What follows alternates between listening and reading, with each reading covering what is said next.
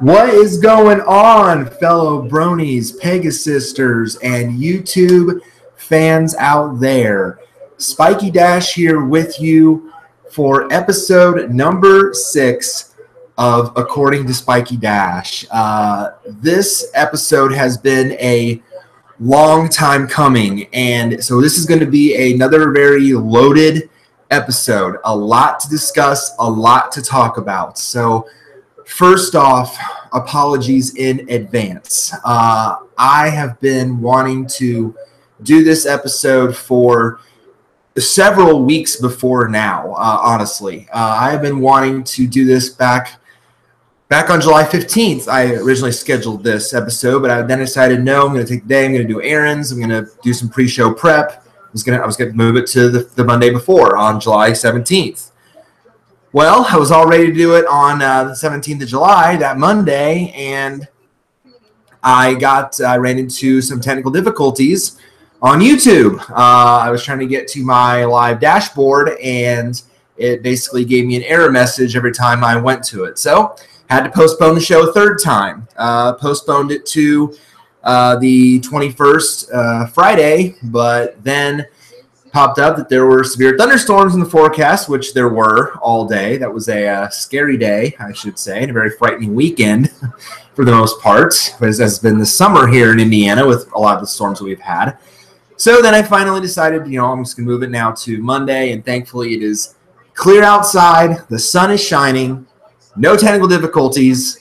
Finally, we are on the air. So apologies in advance for this being pushed back for so long. I run into things sometimes that I just seemingly cannot control, and those instances are it. So whether it's just, trying to push for more time, technical difficulties, weather, those things are really the only reasons that will keep me from recording a show when I originally planned it to be. So apologies in advance for all the pushbacks. So because of that, though, we got a lot planned. I got a lot planned to talk about in the show. A lot in this episode to discuss.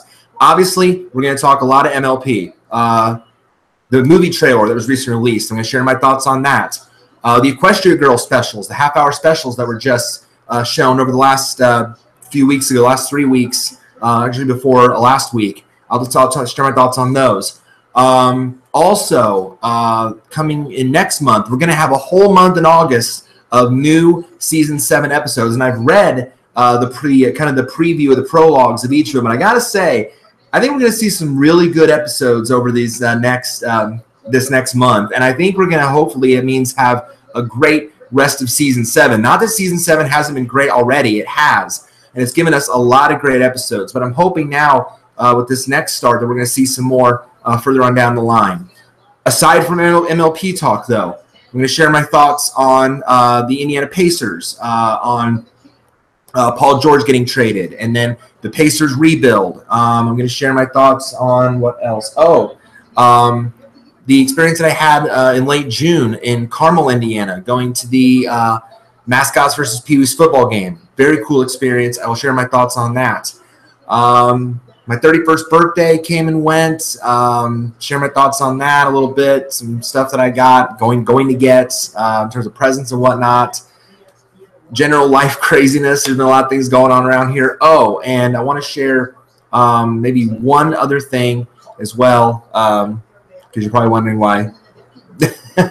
I'll share my thoughts on one other thing at the end. I won't spoil it, though, until the end. But speaking of spoiling, though, since we're going to talk about MLP first, in advance, spoiler alert, there are major spoilers to follow here. If you have not seen the trailer yet for the MLP movie or the Equestria Girls specials, or even heard or seen about the upcoming episodes, just want to alert you that, if you don't want to be spoiled, mute your volume, don't listen, turn away from the screen, go get a drink, something, sandwich, whatever.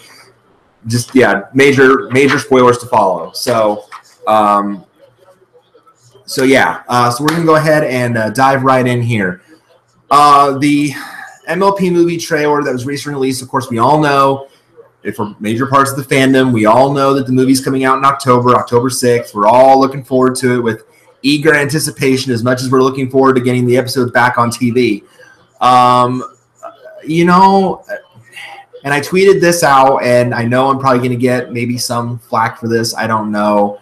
I mean, it looks. I mean, no, okay, I shouldn't do that. Rewind. I shouldn't say it looks.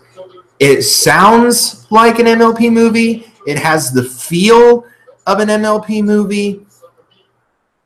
I just don't know if I like the animation style. I'm sorry. I'm really, really going to have to look past that. I think really in order to enjoy the film. Now the story itself looks great. The story itself, where this pony is and her gang, I guess, are invading Ponyville and Equestria, and they're looking to take it over, and with Tempest and the Storm King and her little minion that's played by Michael Pena. I love that little guy. I think his name is Grubber, something like that. I already love him as a character. I think he's like adorable, even though he's one of the villains. I think he's cute. But a lot of people are already being drawn to Tempest in a way in terms of her villainy. I guess I don't know how, but the story on paper looks good, and then of course the fact that they got to help recruit all this help from there's this gang of parrot pirates. I don't know. It's something like mishmash like that. And then the sea ponies, which we'd known about for a long time because we'd seen the pictures of them underwater in the sea pony kingdom. That was cool. I'm interested also to see what role Sia's character, I think her name's like Songbird Serenade, something like that, is going to play in the movie. I wonder what her role is going to be in the film. So I'm looking forward to seeing that. There's also been a lot of flack out there, and from at least the fandom that I've seen, especially on Equestria Daily. When they first released the movie poster and they released the trailer, they only show the big name voice actors for the other characters. They don't put any of the main 6 voice actors or actresses on the poster. But actually, what they did, if you went to San Diego Comic-Con this past weekend, where they had a panel of all the MLP actors, actresses. I think everyone was there from almost from the main 6 was there. Because I know Tabitha St. Germain was there. I know Kathy Westlook was there. I know Ashley Ball was surprisingly there. Normally she didn't go to. I don't see her at cons very often, so surprised that she was there. Who else? I think Andrea Lindman was there. So most of the main actresses, of course, Tara Strong, Twilight Sparkle was there. So all the main actresses were there at San Diego Comic-Con for the panel. But they actually had a poster at Comic-Con with their names at the top of it instead of all the other names that they're doing for these side characters. And not that it's not a bad cast of the other characters, with Leif Schreiber is like the Storm King. With Sia, of course, Michael Pena, Tay Diggs plays a character. This cat, I think it's like Capper or something like that. So that it's not. I think there's not a bad cast of other characters, but a lot of the fandom was really incensed when they saw that. They're like, okay, so not even going to put the main people who made the show on the poster for the movie. But thankfully, I guess San Diego Comic-Con was kind of happy to oblige to put out a special poster for that, which was cool. I thought that was neat. So. But aside from that, I mean, so again, to me, the story looks good. The voices are all of course the same, and it looks great. But the only thing is, the animation is so different from the show, and and I think a lot of us are so used to seeing that style of animation they see from the series from the FIM series and Hasbro. But it's just a very different style, and it just looked kind of odd. It looked kind of off a little bit to me. So I know that some people say, "Oh, it's really great." And actually, there's a poll right now running, I think, on Equestria Daily that says, "What are you most looking forward to in the movie?" The story is the top choice, but surprisingly, second is the new animation style, which I was quite surprised to see. So some people are really buying into the animation, and that's okay. But for me, I think it's going to be, obviously, am I still going to see the movie? Yes, absolutely, because I'm diehard. But it's gonna really take a while for me to kind of look past that animation style and just get more engrossed in the stories, or the story, I should say, the story and the characters and their stories and all that going on, and looking past the animation. So that's really my big takeaway from the trailer, is just that it certainly has the feel and the voices and the story of a great MLP adventure. It has that going for it. And it looks like a lot of these side characters are getting, a lot of hype, especially Tempest. But and who's doing Tempest? Emily Blunt. That's another one. Emily Blunt's getting a lot of. I think she's a big name, so she's getting a lot of hype around being Tempest. But so there's that going. I think Zoe Saldana is in this too. I think I think one of the sea ponies. I want to say like Princess Skystar or something like that. So there's a lot to digest there. So yeah, I'm looking forward to the movie, but for me, it's just a matter of looking past the animation, the different animation style that's different from the show. So that's going to be the toughest thing for me to look past, but I probably will definitely do that when I'm watching the movie. I feel like I'm going to have to in order to really like the film. So that's going to be my big thing when I watch the movie in theaters this October. So still looking forward to it. Still very excited. Still going to wonder if we're going to see if there's any more trailers further on down the line, or any any like teaser clips or anything like that, or something like that. I'm sure we will as the date gets closer. But that's going to be the biggest thing for me, is just getting used to this different style of animation. I think someone asked Megan McCarthy at the Comic-Con, they asked her, is the animation style we see in the movie going to carry over into the show? And I don't think she really said, yes to that. I think she was kind of more like, we kind of want to separate the two a little bit. We still want to make it, feel like, it's you're in Ponyville, you're in Equestria, you're in that world. But it's just, we kind of basically had to outsource everything to this group in Vancouver that did the animation work, and they did it that way. So there clearly is a contrast between the two. So yeah, that's really for me the biggest thing to look past. But obviously, still very, very much looking forward to the movie. Now let's also talk about the Equestria Girls specials, the half-hour specials that aired while we're in this hiatus from season 7. Obviously, there hasn't been an episode since episode 11, at least not here in the United States. Of course, some of the other countries have aired the episodes, like especially episode 12, episode 13 in different countries. But we here in the States have not had a new episode since episode 11, which was the Not Asking for Trouble with the Yaks. But next month, starting in August, we are going to have the season 7 is going to be starting back up again. But first, let's talk about the Equestria Girls specials. There were 3 half-hour Equestria Girls specials that aired during that time frame, and actually I think it ended either last week or week before was the last one. There was Dance Magic, Movie Magic, and Mirror Magic. So there was all, of course, magic in the titles. Makes sense, right? Because magic is now loose in Canterlot High and that kind of thing. So for me, actually, I watched Movie Magic first. I missed out on when Dance Magic first aired, so I watched Movie Magic first. I really liked that one. I really thought that was a kind of a neat concept, with all of the girls being on the Daring Do movie set, and then kind of having it kind of like an investigation, kind of mystery kind of thing, with the relics disappearing and all the circumstances happening. And Juniper Montage, ended up being the big villain because of her jealousy that she didn't get to play the Daring Do role, that her uncle, who's the director, wanted to do. So that was neat. I also, and I had a moment, I guess, of brain loss, brain fart, stupidity, as I'm watching Movie Magic and I see Rainbow Dash push the geode or the necklace around her neck. I'm like, where did they get those? Whoa, how long have they had those? Silly me. And then I call Nate up and tell him that I watched the episode, and he goes, you must have forgotten about Legend of Everfree. I'm like, what?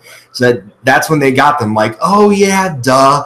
My brain fart moment, forgot. I'm not good with memory. I never really have been, at least not in the short term. So total brain fart moment on that. But so I thought that was neat. So that they still have those abilities. Even in even when they're not probably ponying up with the whole ears and wings and what have you, that they still have that to have their abilities. So I thought that was really cool. But I like the story of that. I like the concept. I thought that was really, really neat, and then Twilight kind of eventually added it up all in her head, because at first you would have thought the signs pointed to the actress that was playing Daring Do, that was all upset about her contract and that kind of thing. You would think that she'd be the one to sabotage it, but no, it was Juniper.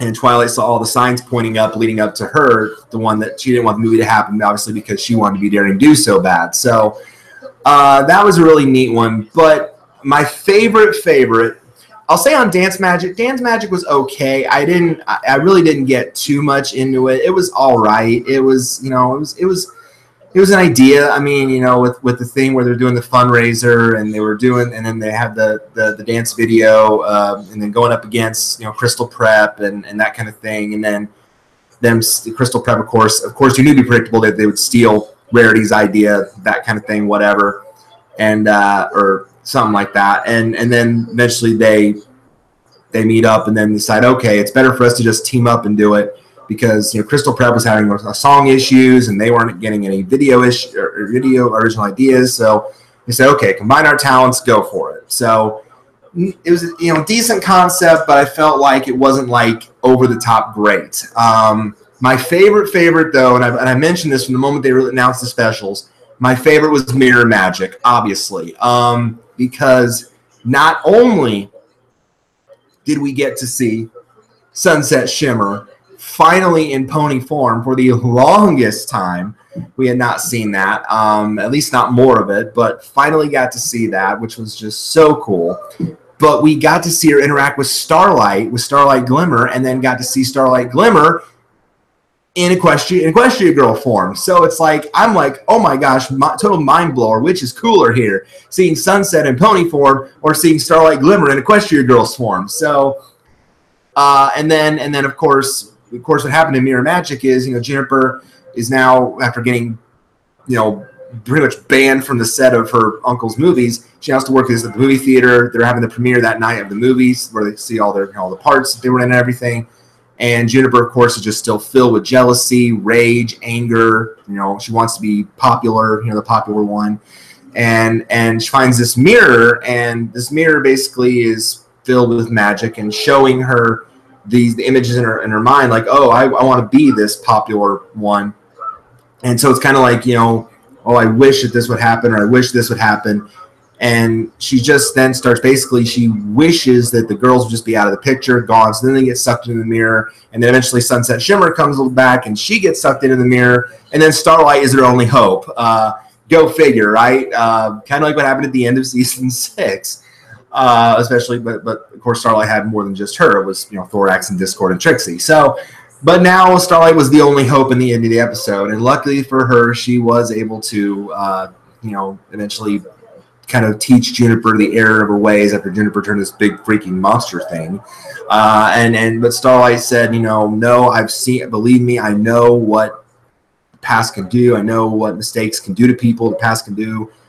I've learned from it. You can too. So eventually all worked out. It was great. That was such a great episode. That was obviously my favorite. And I figured it'd be my favorite from the start. I liked Movie Magic, but I figured that Mirror Magic would be my favorite episode from the start, and it was, because it was just so cool to see Sunset in her pony form, which we don't get to see very often. And I wish, again, and Nate and I have said it on his channel and on mine, we want to see more of that more often. So because I just think it's so cool. And again, Rebecca's such a great voice actress and does a great job with any of her speaking roles, especially Sunset, that she deserves more. So obviously did a great job with that. And then seeing Starlight in Equestria Girl form, never would have thought that would happen. But then here's another thought, and someone asked this at San Diego Comic-Con too. We've seen that every pony in Equestria almost has a human counterpart. Why haven't we seen, well, maybe, I don't know. Somebody asked, like, why haven't we seen Sunset's human counterpart? And then Megan McCarthy said something along the lines of, oh, she is, but she's not a CHS. I don't know, something to that effect. It was kind of a weird question, I think, to me. But but it was still neat regardless. It was neat regardless across the board. I loved it. I thought it was the best Equestria Girls special of the three. I liked it. I'd say Mirror Magic was first, Movie Magic a very close second, and Dance Magic just wasn't into it. That was like a very far distant third. So if you guys want to share your thoughts on the specials, let me know what you thought. How would you rate the three specials? What did you think about seeing Sunset in pony form or Charlotte Glimmer in Equestria Girl form? What was your reaction to that? Because me, I was, obviously seeing Sunset in pony form, of course, is awesome in itself. But then seeing Starlight in Equestria Girl form, that was even more of a mind blower to me, which was very cool. So, yeah, neat all around. So very, very, very, very impressed. And then finally, last thing on MLP, let's talk what's ahead to come. What's ahead to come? How about what's ahead in Season 7? So this coming Saturday will be the last Saturday for at least for a while that we won't have that we will be without new pony episodes, because starting again August 5th, and they're going to have a double header, so a 2-episode premiere on August 5th. So really, really looking forward to that. Episode 12 and 13 will air on the 5th, episode 14 on the 12th, and episode 15 on the 19th. So, and they kind of gave a brief synopsis on Equestria Daily about these episodes. Excuse me. Oh, goodness. So on August 5th, they're going to air episodes 12 and 13. And again, if you don't want to be spoiled, mute now. Episode 12 is going to be called Discordant Harmony. This episode basically is going to be where, I think, from what I read in the synopsis, Discord invites Fluttershy to his realm for a little tea time get together. You know how close, we all know at this point how close Discord and Fluttershy are. It's no secret. But Discord then kind of gets this feeling like, oh, I don't want Fluttershy thinking, certain things, or that I'm, weird or whatnot, or, so he tries to kind of change things up. He kind of changes, his look, changes his realm a little bit. Well, that in turn leads to some very, it said leads to consequences. We're not sure what those consequences are going to be yet, but I'm sure it'll make for a very hilarious episode. So that will certainly be an interesting one when that airs on August 5th. And then the episode everybody's been talking about outside the United States is episode 13, The Perfect Pair, where basically the Apple family finds out that they are part pair, which this thing with the Apple family now is like it's taken on a whole nother level. Like we knew that first from Apple Family Reunion there were so many of them, and there's other episodes with the Apple family involved, and then we had the thing where Pinkie Pie was supposedly part of the Apple family, and now we get this, and supposedly William Shatner is in this episode, and it's like, oh my gosh, where is this going to lead? So I'm very intrigued about that one coming up. And then I think there was another one. I think episode 15 was where I didn't get the title. I forget the title of it offhand, but supposedly Spike invites Ember and Thorax to the same location on the same day, and he fears that they're not going to get along. So he tries his best to kind of just keep the other from knowing, hey, the other one's here. Kind of like, trying to keep them apart kind of thing. So that will certainly be a hilarious, I'm sure, episode as well. So really looking forward to seeing what the rest of Season 7 has to offer, especially if these early episodes are any indication. This is going to be a very entertaining Season 7 to come. So a lot to look forward to in the MLP world, especially in these next couple of months with Season 7 starting back up again. Hopefully more stuff to see from the movie, and then, of course, the movie itself in October. So a lot of cool things to look forward to. All right, let's delve into the other topics of discussion. Let's talk about my hometown, or home state, not really hometown, but home state team, if you will, in terms of the NBA, the Indiana Pacers. Paul George got traded. That should have been expected. That was certainly no surprise. I figured that was going to happen sooner rather than later. I knew he couldn't stay on the team this season. He couldn't. Even though everything's said in the media, even after the charity softball game, he said, "Oh, I'm a Pacer. I'm going to play out my contract here." I knew that was total crap. I knew he wasn't going to stay. I knew he was going to be going somewhere. Didn't know where, but I knew he was going to go somewhere. There were a lot of rumors and trade talks, and was he going to? Could he go to Cleveland? Could he go to Boston? Could he go to who knows where? And then all of a sudden, right on the day, I think either the day before or the day of when free agency began, ESPN breaks the story. Paul George traded to the Oklahoma City Thunder. I mean, the Thunder weren't even a player in the conversation. But amazingly, they did. And now he's in Oklahoma City, and the Pacers got in return Victor Oladipo and Domantas Sabonis. And I think they got, either a couple draft picks down the line, something like that.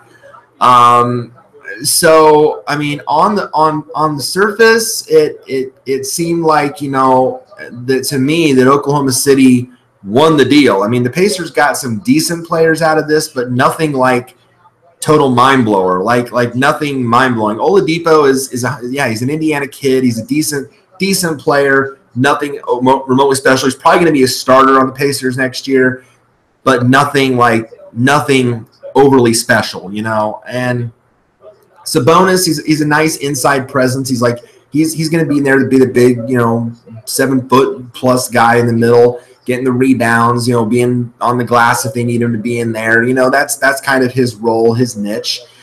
And the Pacers then after that, have and by the way, Paul George, of course, got a huge major welcome in Oklahoma City, as he should. I mean, he's now going to be there with Russell Westbrook, making awesome 1-2 tandem. The West now is still going to be as entertaining to watch as the East.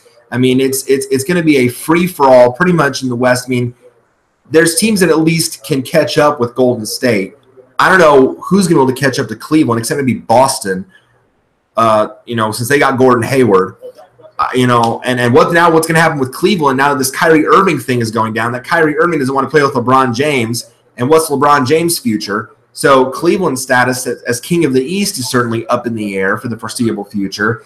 So it's going to be a free-for-all, especially more so in the East than it is the West for these next couple seasons. So it's going to be very intriguing across the board for the NBA. But, I mean, and the Pacers then, I will say for the Pacers' sake, and again, and they weren't done after this deal. We figured that. They got a couple more parts. They got Bogdanovich, the three-point shooter from the Wizards. They got Corey Joseph from the Raptors in exchange for C.J. Miles, because Miles became expendable after they got Bogdanovich, because Bogdanovich takes on that three-point shooting role. So that really wasn't a surprise. But from my perspective, here's the way I see it. And, and I think I have a sheet of paper somewhere. Yeah, I do right here, in fact. Hang on. Live pull out. The East, to me, has 5 surefire playoff teams, okay? The East in the NBA, 5 surefire playoff teams guaranteed. Cleveland, Boston, Washington, Milwaukee, Toronto. Those 5, to me, are probably guaranteed going to get in the playoffs because they have talent up and down the roster. They're very good, both offensively and defensively, well-balanced. Each of them has at least 1 or 2 solid playmakers, because with Cleveland, you've got LeBron at least, and if Kyrie stays, then at least you have him. With Boston, you've got Hayward there and Isaiah Thomas. With Washington, you got John Wall, Bradley Beal, and his supporting crew. With Milwaukee, you got the Greek freak and Antetokounmpo, and then the young talent that they developed there. And then Toronto, you've at least got Kyle Lowry still there locked up. I don't know if DeRozan left or not, but anyway, Toronto still good, still competitive. So with those 5, you've got at least, I think, a solid group there that's probably going to go to the postseason. After that, it's really a free-for-all. I mean, it's kind of like a scrum along the rest of the teams. Now, there's probably, I'd say, at least 5 also that I think are really going to stay at the bottom. Like, there's going to be 5 teams in the East that aren't going to be really competitive at all because either they've lost a lot of talent or they're just so bad that they're not going to improve much. Orlando, I can't see Orlando improving anytime soon. And that's not Frank Vogel's fault. Frank Vogel, when he got hired by Orlando, inherited a mess. I still don't understand why the Pacers fired Frank Vogel, by the way. But when he came to Orlando, he inherited a mess. It's a young team. that still needs to kind of gel together. You know, they have pieces, but nothing fully there. So they're still going to struggle. Brooklyn, of course, Brooklyn sucks. We know the Nets are terrible, so they're not going to improve. The Knicks are a disaster, so they're not going to improve. Detroit, no. Detroit's still trying to feel itself out, so they're going to be terrible. And Chicago already lost Jimmy Butler and so many pieces in the offseason. They're going to be in total rebuilding mode, so they're probably going to struggle. So really, the way I see it, there's 5 teams then battling for those last 3 playoff spots in the East. That being Charlotte, Miami, Philadelphia, then the Pacers, and then Atlanta. I have the Pacers just missing the playoffs. I honestly, and this is very tough for me to say, being a diehard Pacer fan and supporter for now well over 20 years, since the mid-'90s. I've been through the highs, I've been through the lows, I've been through the good days with Reggie Miller and Rick Smits and Mark Jackson and Dale Davis and Antonio Davis and Derek McKee and all them. And then I've been through the bad teams and the bad times with Meta World Peace and Jermaine O'Neal and Steven Jackson shooting a gun outside. I've been through all those times. And I've been through Larry Bird and I've been through Jim O'Brien and Rick Carlisle and Isaiah Thomas. I will say this right here, and I've said this on my Twitter as well, and I know some people disagree with me, and that's fine. The next 5 years for the Indiana Pacers are going to be the toughest, hardest, probably the worst since the Jim O'Brien era. I'm not kidding. The Pacers are going to be pretty bad. I mean, I think it's no secret. They are not going to be very good. And I know people will say, oh, it's the Eastern Conference. They're probably good enough to be in. I don't see it. I think there are still a few teams that are getting better and getting ahead of them. For instance, Charlotte. I think Charlotte is going to be a playoff team. I think Charlotte, because Charlotte still has Kemba Walker and a multitude of other talent there, that I think they're still going to be good enough to be ahead of Indiana. I still think Charlotte is going to be a playoff team. Miami is a big wild card. I mean, Miami has had a lot of moving and changing parts over the last couple of years. They were right at 500 last year. They were 41-41 and barely got in the postseason. So they're obviously a big wild card, but I still think they're going to be even good enough to be ahead of Indiana. The other big wild card, and I think they might even find a way to sneak into the playoffs this year, is Philadelphia, but that's if, and it's a very big if their young talent stays healthy. And that's been the big bugaboo for the 76ers. You know, it's all about trust the process. I get that. Acquiring these young players over the years, and the team has struggled through the draft. But they have to have those young players talented. You know, is it not that Ben Simmons, Joel Embiid, and Markelle Fultz aren't talented? No, they're massively talented. But they have to stay healthy to give the 76ers any chance of making the postseason. So certainly it's not out of the realm of possibility. And I have them barely in that 8th spot. I have them barely right there, barely above Indiana. And I know that might seem far-fetched, but I think that if that core group stays healthy, then Philly has a chance. If they don't, then yeah, maybe okay, then the Pacers can sneak into that 8th spot. But I honestly can't see the Pacers getting any higher than an 8 seed. I don't think it's realistic. I think, you know, there's still too many talented teams above the Pacers in the East for them to go any higher than that. So certainly while the group the Pacers have right now is at least a decent group of players, there's only one great player on the Pacers roster now, and that's Miles Turner. And you're building a team around Miles Turner, wanting him to be the guy, be the centerpiece now, be the point, be the superstar. You know, you're now built this team around him, but you've still got some good players behind him. Lance Stevenson only works in Indiana, apparently. He only works in the Pacers system. So if he sticks around, then he's going to fit in the system. He brings that energy, that intensity, that passion. I love that in Lance. And I think if he keeps bringing that every night, they'll be fine. Victor Oladipo is probably going to start and be a decent player. I like what I've seen so far from Thaddeus Young. When we acquired him at first, I didn't know who the heck Thaddeus Young was. Had no clue about him. Didn't know his game. I actually kind of like it a bit. So he's going to be okay. Glenn Robinson III has molded into a very good NBA player. I've been impressed by what I've seen from him. Lavoy Allen is a nice inside presence. Darren Collison now is back with the Pacers. DC, I loved what I saw from him, and he's also a very good defender, something the Pacers very badly needed. And Al Jefferson has shown some bright moments in his time with the team. But then after that, it's kind of like a mixed bag. It's kind of like you don't know what you're going to get from the players after that. Bogdan Bogdanovic does one thing well, and that's shoot three-pointers. He really doesn't do much else. That's his niche. That's his thing. He's a very one-dimensional player. What else does he contribute? We don't know. So that's kind of his thing. Aaron Brooks is a good point guard and a good facilitator, but that's it. So that really doesn't do much else. Kevin Seraphin is still very much a wild card. I don't know what to make of Kevin Seraphin. And Sabonis, like I mentioned, does one thing well. That's be the tall guy inside, and that's really going to be his main role.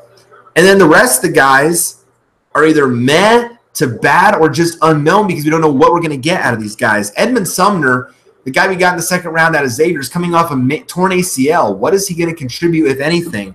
Joe Young is still a mystery. What are we going to get from him? We haven't seen much of him on the court. What are we going to get from Joe Young? And Corey Joseph, of course, is an unknown. Great player in Toronto, but what are we really getting from him? What's his role going to be in this Pacers system? And then the draft picks from UCLA, TJ Leaf and Ike Anigbogu. I don't know what to expect from these guys. I was incensed. On draft night when the Pacers took TJ Leaf. I was totally incensed. I was really hoping that they were going to draft OG Anunoby. In fact, you might not be able to see this very well because of the quality, but I took a video of my reaction to the TJ Leaf pick on draft night. I even called it TJ Farking Leaf. Let me mute that a little bit. Let me see if I can't show you guys the video here with my reaction. Oh, all right.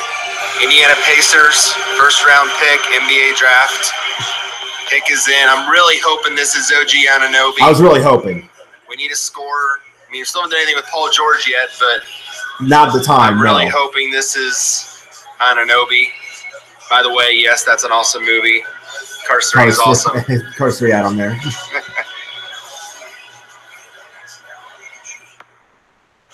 Oh, gosh. Let this be the home state kid. Come on now.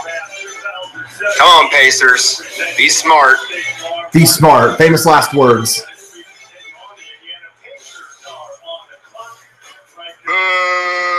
Yes, I'm doing Paul George. Get him out of here. Get him out of here. I love my reactions. Yeah, that's right. He's not staying. And that's swept right. by Cleveland in the first round. Uh-huh. Yep. Yeah, real great. Real great. Yeah, and then Bird got out of there. Uh-huh. Come on. Get on with it already. The suspense was killing me. You could tell. Gosh, I really hope this is Anunoby. Come on, Pacers. OG. OG. OG.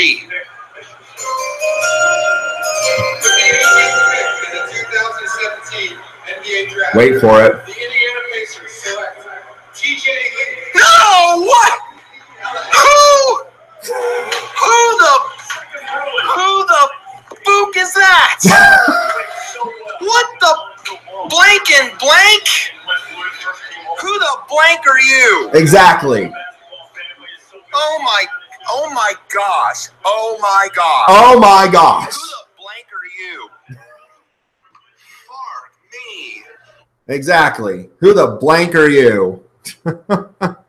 So yeah. So that's how I feel. That's how I felt. I don't know who the heck he is. I don't know what he brings to the table. I have no idea. I don't watch enough Pac-12 basketball to know about UCLA. Sorry, I don't.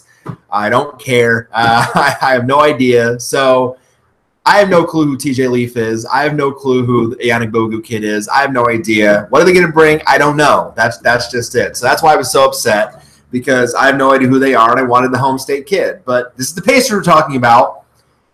No brains in that front office. So Kevin Pritchard. And then to make matters worse, and then you read the reports of what the Pacers could have gotten for Paul George on draft night. What they could have gotten for Paul George. They could have got Gary Harris, a nice young talent, and draft picks from the Nuggets that would have sent Kevin Love to Denver, and then I think to Kyrie to like Chicago, some other city, something. There was like a 3-team deal, and it was tentatively agreed to, or no. Cleveland was involved in this too, because Cleveland would have got Paul George, Love would have gone to Denver, and I don't know if Kyrie was involved in that or not, and then we would have gotten Gary Harrison draft picks. So you see, and the deal was tentatively agreed to, and then Kevin Pritchard at the last minute backs out via text message. Wussy. Absolute wussy. No boldness in you. I mean, just absolutely ridiculous. Upsets me even more. And that's why I tweeted that tweet that I did. I said going bold, more like going cold. Because that's what the Pacers are going to do for the next 5 years at the least. 5-year minimum at the least. I would be honestly shocked if the Pacers make the playoffs in the next 5 years. I will be absolutely shocked. If they do that, I might shave my head. I don't know. 5 years. The next 5 years are going to be just so painful. And there are some people who tweeted at me and said, oh, I think they're going to surprise some people. Oh, they might be competitive. Oh, do you remember this Eastern Conference? Do remember of who we've acquired. Do remember that last time the media got overhyped of all the people that we acquired, and they said, oh, the Pacers are going to be the second best team in the East behind Cleveland. Second best team in the East. I knew they were going to be the second best team in the East from the start. Did I think they were going to be a playoff team? Yes, but barely, not by much. They ended up as a 7th seed, and gee, what happened? Oh, yeah, got swept by Cleveland. What a surprise. It's not going to be pretty. It's not going to be pretty for the next 5 years, honestly. It's going to hurt. But I have survived the Jim O'Brien years. I have survived the Malice in the Palace years. I have survived the Steven Jackson firing a gun outside. I have survived the Rick Carlisle years. I have survived the tough years that this franchise has had before, and I've never wavered, and I'm not going to. You know what I've always said? It says on my Twitter bio, I am a passionate realist. That's always how I've been. If my team sucks, I'm going to say they're going to suck. But I will get through. And I'm hoping that a lot of Pacer fans feel the same way I do. These next few years probably won't be very good, won't be very great, won't be entertaining. But, you know, even if we don't make the postseason, you know, maybe then we get some good guys in the draft to develop. Maybe then we attract at least a few decent more players in free agency. Who knows what's going to happen in the spectrum over these next few years. But we got to tough it out. So that's really what I'm hoping for. I'm hoping that these next 5 years are going to be they're going to be tough. They're going to be trying. They're going to be trying times from a Pacer fan perspective. But I've survived much worse. And it's depths before that we would not want to hit again. But we probably are going to, and we shall see in due time what happens with the landscape. But I just know we're going to be in that kind of middle-of-the-pack group. It's going to kind of fight out in the middle for those last few spots in the Eastern Conference playoffs. You know, again, Cleveland, Boston, Washington, Milwaukee, Toronto. To me, those 5 are surefire playoff locks. After that, it's going to be a scrum between maybe 5 teams, and then the bottom 5 are going to be Chicago, Detroit, New York, Brooklyn, Orlando. So that's the way I really look at the East. In the West is going to be entertaining. West is going to be fun to watch. Obviously, you got your obvious choices. The top 3 are obvious: Golden State, San Antonio, Oklahoma City, especially now with PG there. Those 3 are going to be your top 3 in the West, guaranteed. Portland is going to be sneaky good. Especially, do you guys see what Purdue grad Caleb Swanigan did in the Summer League? Averaged a double-double in Summer League play. Not saying it's going to translate over, but he pretty much averaged a double-double every night in the NCAA at Purdue. So I see him doing very special things. I think he landed in a great spot in Portland, and I'm really looking forward to seeing what he's going to do with the Trailblazers. So good on you to Caleb Swanigan. Very well done to you. I think Portland's going to be a very tough out in the West. I still like Memphis. I think Memphis is still going to be up there. I have them 5th in the West. Minnesota is going to be probably the most improved team of the year. What Minnesota did in the draft, what Minnesota did getting Jimmy Butler, and then sending Zach Levine and Chris Dunn off to Chicago. What they did in the draft was absolutely A+ outstanding. Minnesota is going to be a fun team to watch as well. Houston is still going to be a good team to watch as well. And then I like what Sacramento did in the draft too. I think Sacramento, the talent of players they acquired in the draft, Sacramento is going to be, I think, potentially a team that gets into the postseason as well. After that, I have Denver 9, then Utah. Of course, Utah is going to fade because Gordon Hayward's gone. Clippers at 11, Dallas 12, Phoenix at 13, and then Lakers at New Orleans at the bottom. Because, again, even though the Lakers just got Lonzo Ball, they're still kind of in that rebuilding mode. It's going to take some time to gel before we really see what the Lakers can be capable of. Especially if the Lakers get Paul George after this 1 year. But that's if Oklahoma City doesn't do anything crazy. So yeah, that's how I see the NBA. A lot of storylines, a lot to look forward to there. So lots to delve in. But from a Pacer perspective, we'll see. But I really feel like these next 5 years are going to be very, very trying. Very, very trying times. What else? Let's talk my 31st birthday. Let's talk about that. It happened 11 days ago on the 13th of July. Yes, I'm Reggie Miller's number now. Yes, I'm 31, if you can honestly believe that. A lot of people, my coworkers actually surprised me on that day. Oh, not really surprised, but a little bit.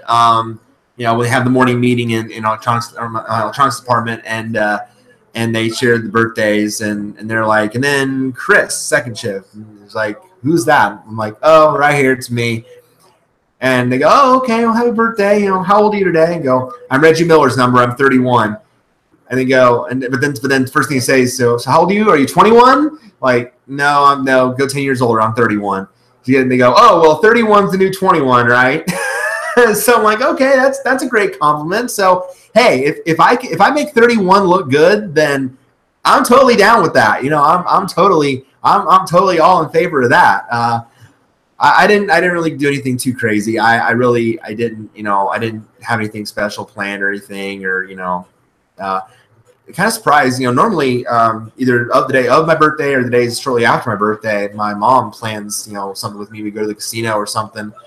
Didn't happen this year, probably because life's been so crazy busy, and me working a lot, and a couple situations popping up that have gone on, and so it's been really crazy. So I can understand why that didn't happen, but I did get some really neat presents this year.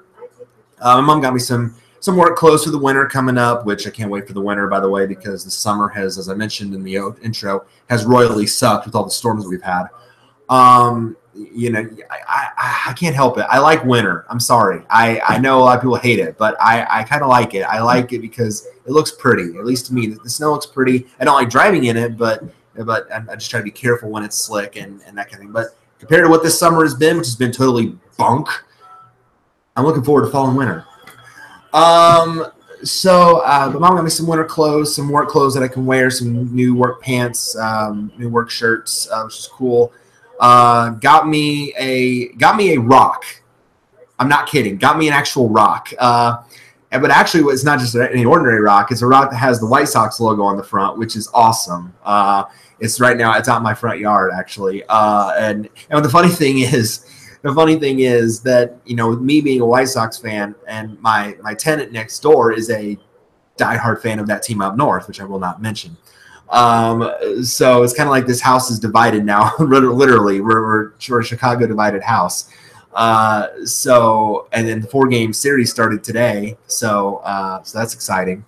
But that was neat. And also I'm going to get very soon, an antenna, TV antenna to go on my roof. And the reason for that is that lately I've been having some issues with my Dish Network. I don't know if I've shared with you on the show before that I've had some tree issues. This house is pretty much surrounded by trees. It's kind of like its own jungle practically.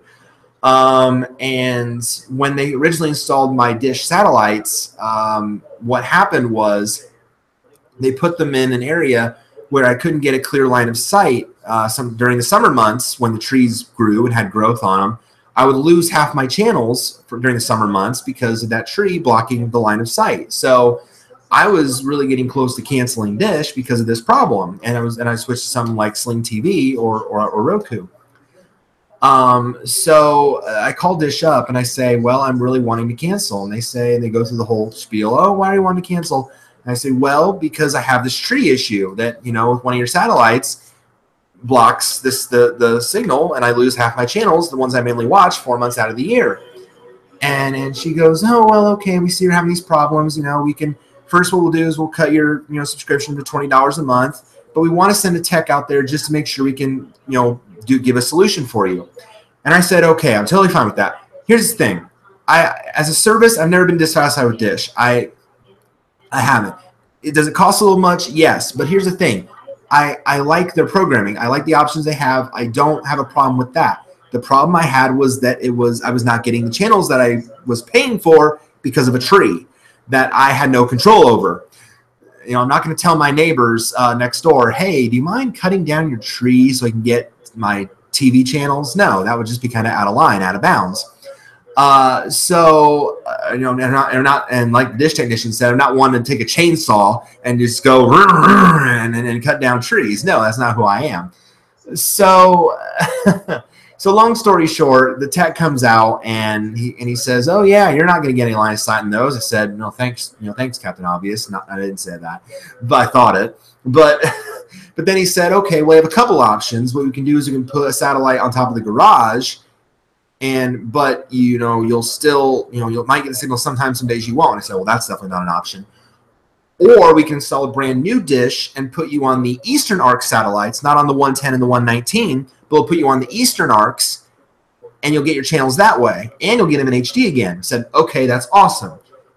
The only downside, you give up your locals. And I thought, okay, well, I don't really watch a whole lot on local channels. I do occasionally, not very often. I watch stuff on CBS, like I watch Survivor, I watch Big Brother, I watch BattleBots on ABC when it airs, and I watch football, of course, on those channels. So I'm like, okay, it's kind of a bit of a downside, but I want to get most of my other channels back that I watch, off that the channels have lost now. So I said, okay, let's do it. So puts in the new satellite, I get those channels back, so I lose my locals, but then, my mom said, okay, well, we're going to get you an antenna. So, because I gave her the suggestion, I need the antenna from my local channel. So I'm going to get that.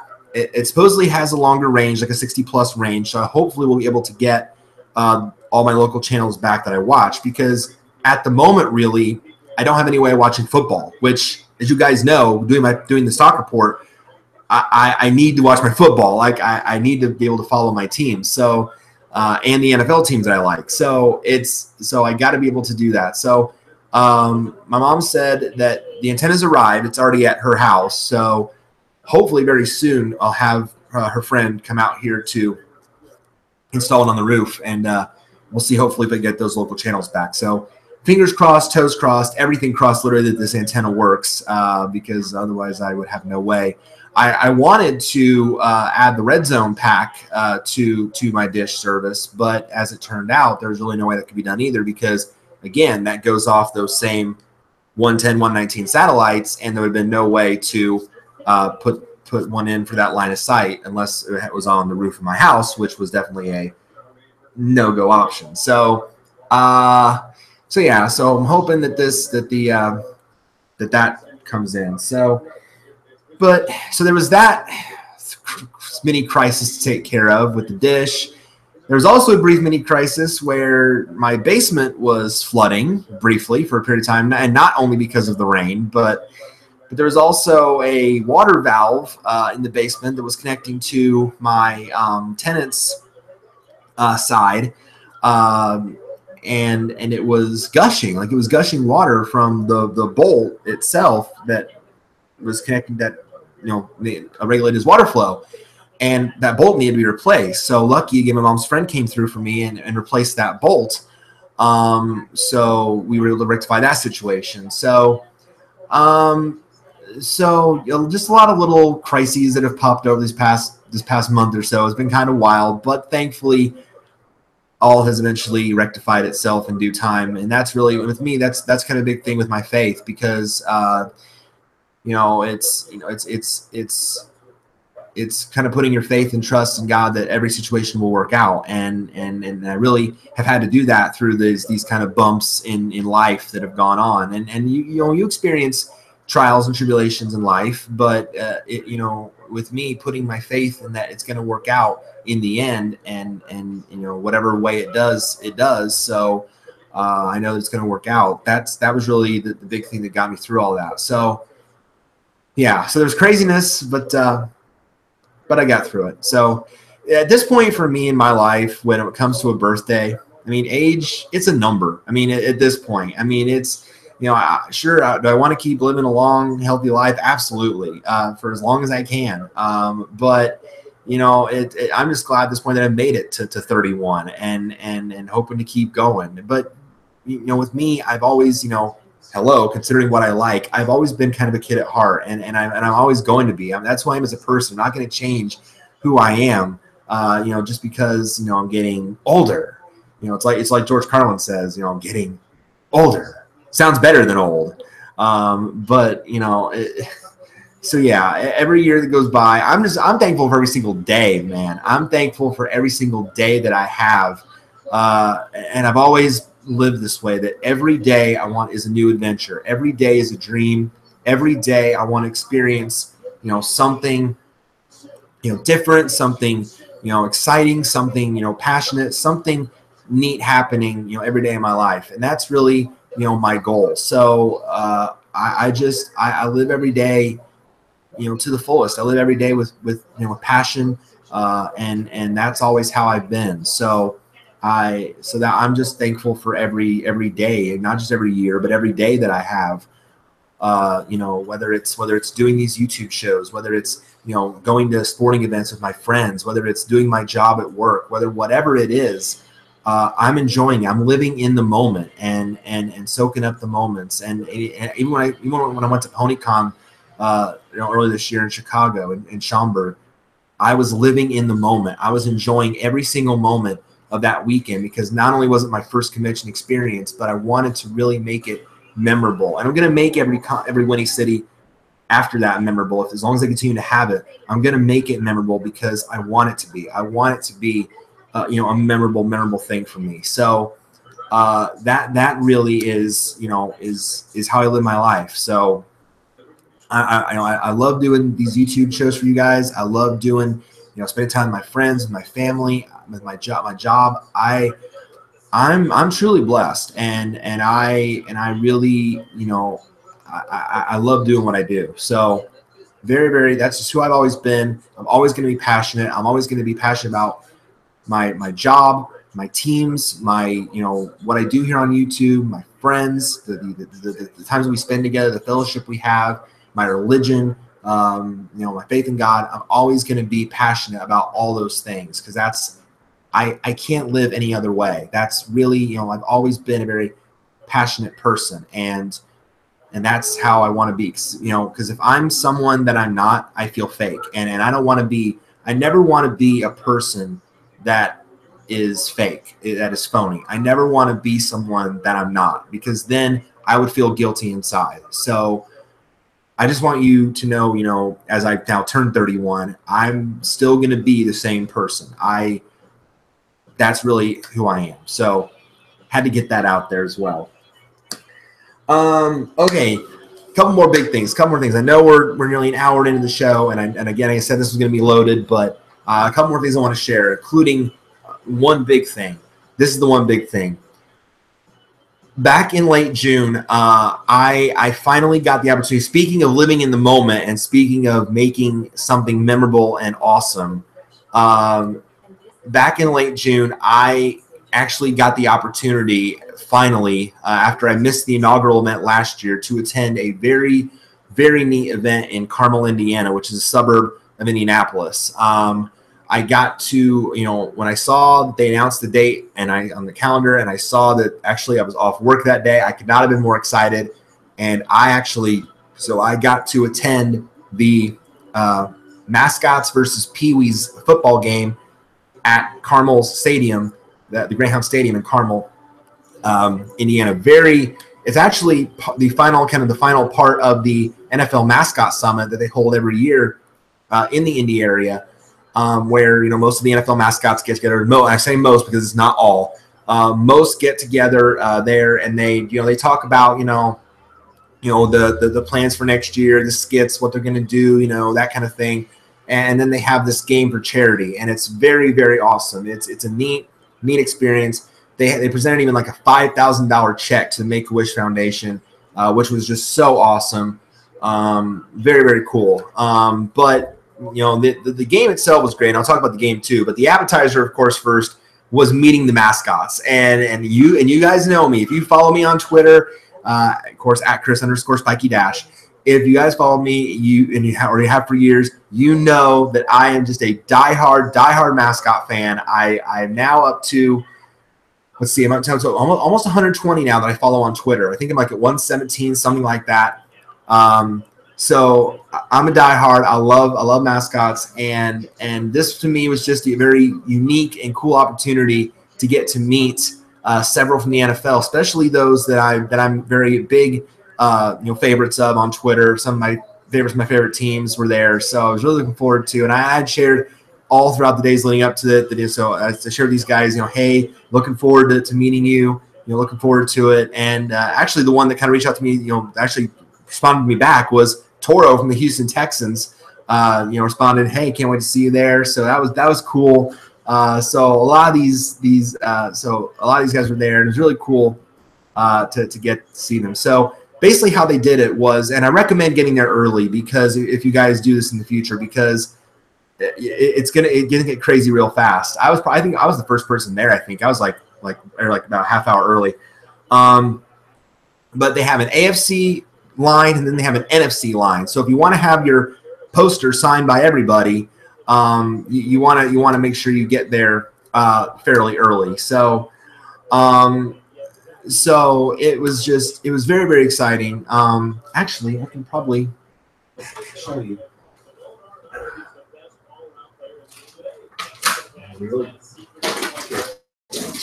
Taking this off the wall. Here we go. And I posted all the pictures from Twitter, or not Twitter. Well, I posted my Facebook and my Twitter. I posted all the pictures from the event, so you can see them there on my page and my. So here's the poster they kind of give to everybody at the Mascot Summit. This is very cool, and I did get it signed by everybody. So the AFC ones that were there, Poe from the Ravens was there. He's the only one that used a silver Sharpie. I thought that was really cool. I thought that was neat. Let's see. Now the interesting thing though is that not everyone that was on this poster actually played in the game, which was kind of disappointing. Because like Houday from the Bengals is on here. He wasn't there at the game. Miles from the Broncos, he wasn't there. Let's see. And I think Stealing McBeam was there, at the conference, but he wasn't there at the game. So that's kind of like odd that they would include some of these on the poster, but they wouldn't actually have them at the game. It's kind of disappointing. Let's see. Chomps from the Browns was there. He was cool. I even congratulated him on the fact that he was part of the winning team at the mascot games in Orlando. He was part of both. The green team swept this year. Rare feat in that, but he was part of that team. So he won double time. And so I congratulated him on that. And he's like, oh, yeah, 2 times. Like, yeah, I know you won twice. So that was really cool that I got to congratulate him on that. Of course, there's Toro from the Texans.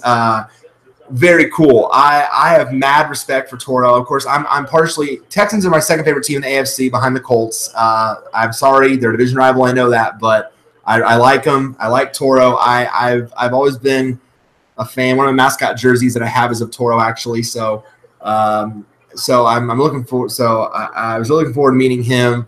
And I even told him that when I met him. He's on the very end of the line. I said, I was really looking forward to meeting you. And he goes, me? And I go, yeah, I was really looking forward to meeting you. So, and then I took a selfie with each of the mascots and going through the line. So I take a selfie with them. And I look back at it. And I'm like, oh, no, I can't see Toro's eyes. I can see his face. I can see all his horns, but I can't see his eyes. So I felt really bad that I didn't get a good picture with him. But luckily, Toro is so neat. He's so energetic and so cool. He goes, as we're standing in line for the NFC mascots, he goes back through the line and high fives everybody. And I go up to Toro and I say, hey, Toro, we need to kind of do a redo because I couldn't see your eyes in the picture. And I tweeted it out too. I can't see your eyes in the selfie. We need to get a redo. So luckily for me, there was another fan right behind me in line, or front of me in line, with a Rampage jersey on from the LA Rams. And actually, it's NASCAR. It's NASCAR Fan 19, I believe. I follow him now on YouTube and Twitter. So check his channel out. Awesome to meet you, by the way, again. And so Toro was like, I want him to take the picture so he can take the picture. So we got a much better picture together, and that was really cool. So thank you, Toro, again for doing that. That was really awesome, and you're very, very awesome. Of course, got Blue's autograph because the Colts host the mascot summit. So always good to see Blue again. Jackson DeVille from the Jaguars. I love how he did his he also shades in his sunglasses, which is very cool. I always liked Jackson for his stunts. I thought he was cool. KC Wolf from the Chiefs, of course, is a legend. The guy has done it for like years. So he was very cool. And then T-Rack from the Titans. I love T-Rack's signature. I love that T-Rack is so unique in the fact that it's a raccoon. It's the state bird or the state animal of Tennessee. Wow, that's a blooper if there ever was one. I am so sorry, T-Rack. Holy crap! I am so sorry. State bird. That's terrible. I slapped myself for that. I'm so sorry. But no. State animal Tennessee. So I thought T-Rack was neat. Let's see. And then, of course, another one of my favorite AFC guys, TD from Miami Dolphins. I've always had mad respect for the Dolphins. I always thought that TD was really cool. And TD, looks the most like, at least in the game, he's the most like a football player. He's got his own helmet. He's got the full gear, full look on, and even actually wore cleats, which I thought was really cool. And actually, I found like a similar pair myself that I got. So very, very cool. So I love, and my next mascot jersey that I'm going to get is actually of TD. I'm awaiting that in the mail. I should get it here in early August. So really looking forward to that too. And then the NFC ones, Freddie Falcon was there. Freddie is silly. He's so silly. He won the Mascot of the Year award from the mascots this year. So he was neat. Sir Purr from the Panthers I've always liked. So he was very cool. Staley DeBear from Chicago was there. Let's see who else from the. Oh, there's Rampage right here down here in the corner. Nice big signature by Rampage. There you go. Rampage #1 with the exclamation point even, so he's #1. So that I've always liked Rampage. He's a fun follow on Twitter as well. Victor the Viking from the Vikings. He was really cool. He used a purple Sharpie, which I thought was neat, but also he's very active on Twitter as well. He even thanked me for live tweeting the game. That was a really cool thing that he reached out to me and said thank you for that. So I was very humbled by that. Swoop from the Eagles. Swoop didn't really provide much during the game, but a cool moment happened during the game. Swoop came into the stands, and immediately when he comes into the stands, he is just mobbed by this group of kids. That's just one of those things that just makes you smile. So I loved seeing that Swoop. Sourdough Sam for the 49ers was there. And then my guy Blitz from the Seattle Seahawks. I love Blitz. I've loved Blitz ever since Ryan Asdurian played him originally for many, many years. Even when he was diagnosed with MS, even through all that, he still played the role of Blitz. And then after he retired, they gave Blitz a makeover. And, well, you can tell the guy doing it now is still goes just as hard because Blitz was insane during the game. He was awesome. But all of them were great. I really couldn't complain about any of them. They were all awesome in their own way. So very, very awesome to experience this. Yeah, just very, very cool. Put this back on the wall so it doesn't fall off the wall. There we go. So anyway, so yeah, they were all great in their own way. They were all great to me. It was just so cool. Getting the selfies with them. I even briefly made it on TV. No joke. During the 5 o'clock news hour on Channel 13, as Dave Calabro was doing his report, you can, if he goes down the NFC line, and you can see just barely in the background, you can see somebody wearing a Madden 25 shirt taking a selfie with Sourdough Sam. That's me. That is me there in the background. So I briefly had a brief moment on TV. So that was cool too. So very, very neat. Really enjoyed it. Really enjoyed meeting all those mascots, and it was just so fun to be a part of that. But then the actual game. The actual game was very, very cool. I found a great seat right in the middle of the 50-yard line, so I could see everything. I moved around, actually. I moved further down as the game went on because they had a big inflatable thing put up where they had the players come through, and they didn't take it down for a while, so we were complaining, hey, are they going to take that thing down? Well, eventually they did. If I moved down a little further down the field so I could see everything better, I was the only one like in that whole section further down, so I could see everything clearer. But it was fun. It was a lot, very, very entertaining. Game was back and forth, very competitive. It seemed for a time the Peewees were going to win the game. They were up 25-19 after the 3 quarters, but then it was back and forth down the stretch in the end. I thought in the end the Mascots were going to lose the game because the fact that there was they looked like they'd stopped the last play late, but there was a flag thrown, of course, and then they scored a touchdown, tied the game at 39. I thought they were going to lose on the extra point try. Well, luckily the Mascots were able to stop it, so the game ended in a 39-39 tie. Now the Mascots won the inaugural game last year, I think something like 36-24. So technically the Peewees still haven't won a game yet, so I guess that's good. So it was fun all around. It was a great, great time. I loved it. I'm glad the rain held off. The forecast looked kind of ominous. When I got back home, actually, on the drive back home, I had actually stopped in Kokomo briefly because there were severe thunderstorms moving through my hometown, so here at home base. So I stopped in Kokomo for a bit. I had a Burger King there. I stopped and ate for a little bit when the storms weren't so bad, and then I uploaded all my pictures to Twitter in the meantime. So, but I kept stats throughout the game as I'm a big stat nerd, so I kept a lot of stats throughout the game.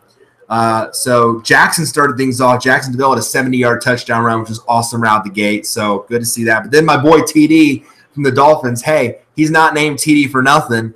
I wish he had a Twitter account though, because I would follow it if he did. But then he went the distance for a 70-yard touchdown, and then he did a cool thing at the end. He tried to do a Jimmy Graham. He tried to dunk the football over the crossbar. I don't think he did it, but it was still fun to watch. So Freddie Falcon had a 1-yard touchdown run. Freddie Falcon also at some point in the game was almost completely naked. He was in a freaking America Speedo, which was interesting. But because July 4th is around the corner, go figure. But that was something. Chomps had an extra point. Like I said, Blitz was carving up the stats. I mean, he was absolutely outstanding. He caught a touchdown pass from Blue on a great catch, which was awesome. Sir Purr had an extra point. Staley even had a touchdown thrown from Blitz, so that was awesome. Blue even got a late touchdown on a 1-yard run that the time gave the Mascots the lead, and I thought would win them the game with so much time left in the game, but didn't happen. And Victor the Viking apparently showed he's a better kicker than Blair Walsh because he made an extra point kick. Yeah, I went there. And now the ironic thing is that Blair Walsh is a Seahawk now. Oh, the irony. Oh, the anvil of irony, right? And then there were a couple interceptions. Jackson and Blitz threw an interception, but very few mistakes made by the Mascots in the game otherwise. My boys, my co-MVP, and these are, of course, my obvious choices for co-MVPs, Blitz and TD. Blitz had 10 tackles in the game. I mean, he was everywhere. So if you can count stats, 10 tackles, a touchdown reception, a touchdown pass, and an interception. I mean, that's ridiculous. And then TD had 6 tackles of his own to go with a 70-yard touchdown. So clearly my 2 guys, Blitz and TD, were my co-MVP choices in the game. So I got pictures with them after the game, which was awesome. So great stuff there. Also, tackle-wise, Sir Purr had 4 tackles. Toro had 4 tackles, a nice game for him. Jackson had 3 tackles. Victor had 3. Sourdough Sam had 3 tackles. Freddie Falcon had 3. Rampage had 2 tackles. Staley the Bear had 2. And then Casey Wolf, Blue, and Chomps each had 1 tackle. So fun stuff all around. A great time. I had an absolute blast. Again, all my pictures from the game are on Twitter. They're also on my Facebook. I wonder if I can show you guys at least the 2 that I got with Blitz and TD. Let's see here. Okay. See if it'll show it. So there's my picture with Blitz. I mean, just great guy, great whoever does it. Great job in the game. So cool. He's got kind of like that swagger, which I like about Blitz. So he's very great. And there's my pic with TD. This is also my picture now on I think either my Twitter background or I think it is actually. So there's my picture with TD. Just awesome mascot. Love it. So again, I got pictures with all of them. So very, very fun. Except for Blue. I already have my picture with Blue. I already met Blue when he came to Monticello, one of close towns to me in June. So I already have a picture with Blue. So I didn't need another one with Blue. But fun time all around. I will definitely, hopefully, be going back if I get that day off again next year. If the day in the calendar comes and I have the day off, I'm definitely going back. I'm hoping to take my friends this time because they need to experience that for themselves. It's such a fun time for kids and adults alike, especially, again, if you're a mascot fan like me. It's very, very fun. All right, one more thing to discuss. And, again, you probably wonder why why this thing has been in the corner this whole time. Well, there was this weekend in Chicago. I don't play myself because I think it takes up a lot of space on a phone. But a lot of my friends do like Pokemon Go. They like playing it, and some of my coworkers actually went to the Pokemon Go Fest in Chicago this past weekend. And while that was mostly disappointing because of the fact that Niantic didn't have its crap together and and they couldn't log into the game, and the towers were disappointing, and they promised so much and it didn't happen, so the people on stage were getting booed and that kind of thing. What was neat was that then they had then these raids where they released the legendaries into the game, and they put out Articuno, but they also put out Lugia. And I was so happy that Niantic did that. Lugia is my favorite legendary ever. Don't judge. I've always ever since Pokemon Movie 2000 came out with Lugia in it, Lugia's always been my favorite. I've always liked Lugia. So when I saw they were doing that, I could not have been happier that they were giving the players the opportunity to catch Lugia. So I've been watching YouTube videos all day of players getting so excited that they were finally able to snag a Lugia in the game, because I've always been I guess Lugia supporter, if you will. I've always been a huge fan of Lugia. So he's been chilling out with me here most of the day down here with some of my fellow ponies on the couch with Rainbow Dash and Soren and Spitfire, and of course my OC over there as well. So he's been having a very good time down here. So I call him Glimmer, not to be confused with Starlight Glimmer, of course, but to me it was kind of like, a glimmer of hope, kind of like in that movie, in Pokemon Movie 2000, when all hope seems lost because Articuno, Moltres, and Zapdos are fighting with each other. Then in comes Lugia and Dash's help saves the day. So that's how I kind of got to the name of Glimmer. So he's been hanging out here with me most of the day. So I just wanted to kind of touch on that as well and talk about that as well with the cool facts. So props to Niantic for following through, for coming through at least with that, and at least giving the players refunds if they full refunds, like 100 Poke credits to spend in the game, which is cool, and then adding the legendaries to it, especially Lugia, is awesome. So good on you, Niantic, for making up for all that. So it's always neat to kind of hear again the stories of that, and how popular the game Pokemon Go has grown as a whole, and just to see that. So good on them for making that work. So I just had to kind of share my 2 cents on that as well to end the show. All right, guys, that is it. That is all I have for this episode. Again, I want to thank you all so much for your patience, for your understanding in the fact that I had to push this episode back so many times. I know that's not ideal when I have to do that, but again, things happen that are just out of my control. With the weather, with the technical difficulties, with the storms, all that had happened that was out of my control. I apologize for that.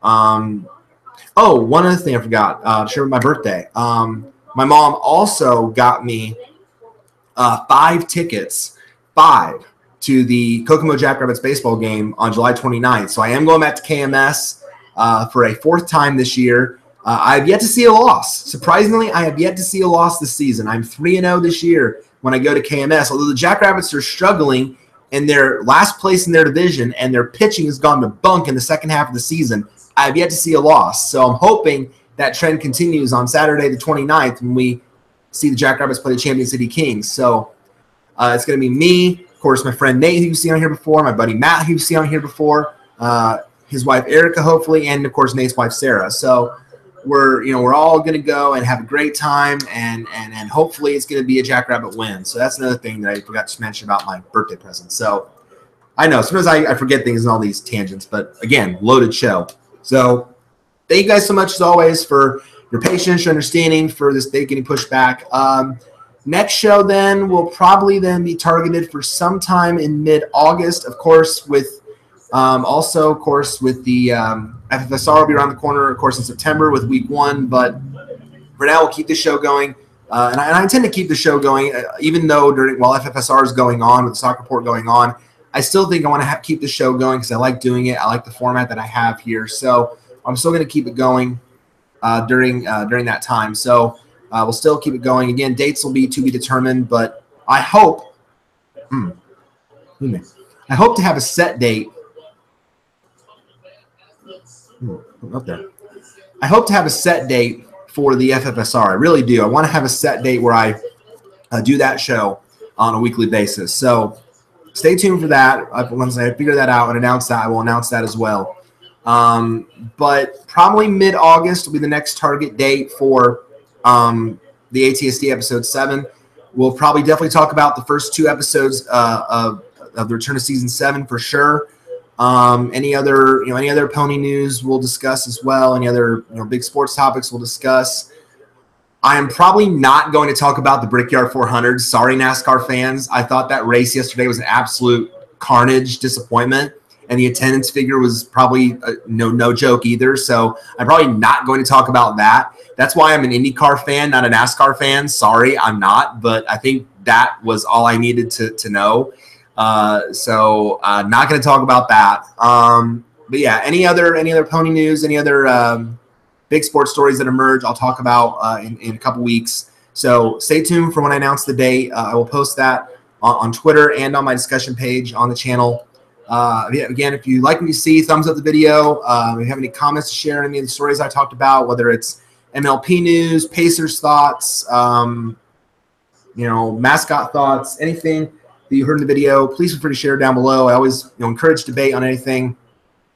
So as long as it's not too over the line negative. So feel free to discuss as well. Thank you guys again so much for tuning in. Thank you guys for subscribing, for liking. You guys are absolutely awesome. You guys are a reason that I enjoy doing this, why I do this for you guys so much. Thank you as always, and we will see you next time in a couple weeks for episode 7 of According to Spiky Dash. Peace out.